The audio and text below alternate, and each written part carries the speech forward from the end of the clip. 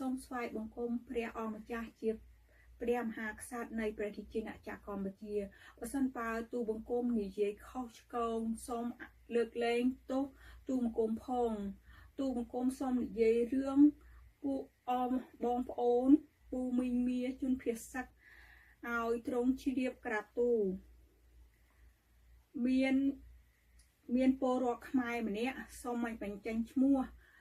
គាត់បានប្រាប់ទូបង្គំថានៅតំបន់ជនភាសានោះពិបាកណាស់មួយมันមានអ៊ីនធឺណិតมันមានអគ្គិសនីគ្មានអនាម័យការហូបចុកมันគ្រប់គ្រាន់2ព្រះសង្ឃចង់បានវត្តអារាមទុកស្វែងបង្គំព្រះ3កូនក្មេងឬសិស្សអាសានុសិស្សចង់ទៅសាលារៀនចង់ជួបលោកគ្រូអ្នកគ្រូនិងមិត្តភ័ក្តិ4ស្ត្រីមេផ្ទះអាជីវករបុគ្គលិកធ្វើការតាមស្ថាប័ននានាចង់ទៅរកការងារធ្វើដើម្បីរកប្រាក់កម្រៃដើម្បីចិញ្ចឹមគ្រួសារដើម្បីបង់ថ្លៃធនាគារសូមព្រះអង្គអនុញ្ញាតឲ្យពួកគាត់បានទៅរស់នៅភ្នំពេញមួយរយៈផងក្រាបទូជំរាបសួរពុកម៉ែបងប្អូនជនភាសា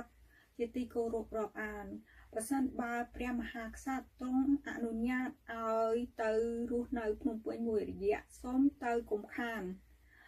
ដើម្បីឲ្យកូនបានចូលរៀនដើម្បីរកការងារធ្វើដើម្បីរកប្រាក់កម្រៃចិញ្ចឹមគ្រួសារដើម្បីបង់ថ្លៃធនាគារជាពិសេសស្ត្រីមានកូនតូចសូមថែរក្សាសុខភាពកូនឲ្យបានល្អនិងស្ត្រីជាម្ដាយប្រមូលអារម្មណ៍ឲ្យបានល្អ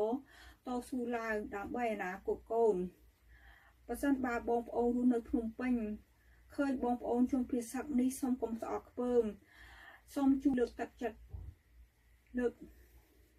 ព្រោះពួកគាត់ជាជនរងគ្រោះដោយសារសង្គ្រាមសៀមឈ្លានពានប្រទេសកម្ពុជា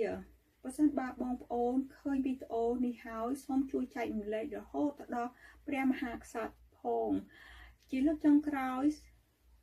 ចង់ឲ្យខ្ញុំជួយអ្វីឆាតបានខ្ញុំនឹងជួយចាស់អរគុណ